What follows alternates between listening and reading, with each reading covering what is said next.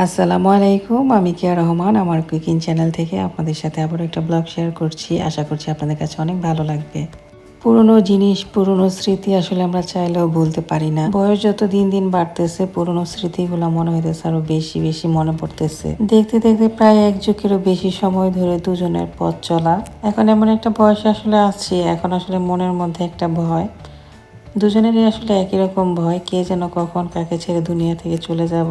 এতগুলা বছর আসলে একসাথে থাকলেও সেই প্রথম দিনগুলোর কথা এখনো ভুলি নাই। আপনাদের ভাই আমাকে মাঝে মাঝে বাইরে নিয়ে যেত চা খাওয়ানোর জন্য, অনেক বেশি রাতে, যখন আসলে রাস্তাঘাট সবকিছু নিরিবিলি থাকতো। গ্রামের মানুষরা কিন্তু অনেক বেশি আলোচনা সমালোচনা করে কারো বউ যদি একটু রাস্তাঘাটে বেশি বের হয়। তাই আমাকে নিয়ে আপনাদের ভাইয়া রাতের অন্ধকারে বেশি বেশি ঘুরতো। মাঝে মাঝে আসলে মোটর সাইকেলে বসায় আমাকে নিয়ে অনেক দূরে চলে যাইতাম আসলে নদীর পাড়ে কোনো একটা নির্জন সুন্দর একটা এলাকায়। চায়ের দোকানদার দোকানের ভিতরে ঘুমায় থাকতো আর দোকানদারকে ডেকে আপনাদের ভাইয়া তুলতো, তারপরে চা বানাইতো, চা খেয়ে তারপরে বাসায় চলে আসতাম। দিনগুলো আসলে অনেক বেশি সুন্দর ছিল, অনেক বেশি মধুময় ছিল।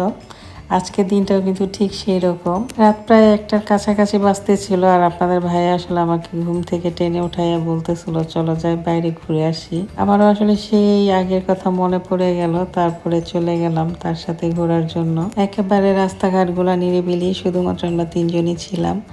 বড় মেয়ে মেজো মেয়ে আসলে ঘুমায় গেছে, ওদের দুজনকে ঘুমে রেখে আসলে আমরা বের হয়েছি। বের হয়ে এখন একটু ঘোরাঘুরি করে একটু কফি খেয়ে বাসায় চলে যাব। ভালোবাসা আসলে যত পুরাতন হয় তত বেড়ে যায়। জীবনে আসলে সুন্দর পুরুষের চাইতে বিশ্বস্ত পুরুষ পাওয়াটা ভাগ্যের ব্যাপার। চরিত্রহীন পুরুষ যেমন একটা নারীর জন্য কষ্টদায়ক, চরিত্রবান পুরুষ কিন্তু একটা নারীর জন্য গর্বের। পুরুষ মানুষ চাইলেই তো আসলে অনেকগুলা বিয়ে করতে পারে, মানে আমরা যেটা জানি 4টা বিয়ে করতে পারে। যে পুরুষটা আসলে 4টা বিয়ে করে আর যেই পুরুষটা একটা বিয়ে করে, তাদের দুজনের সম্মান কি সমাজে একই রকম হয়? তা আসলে কখনোই হয় না, কখনোই হয় না।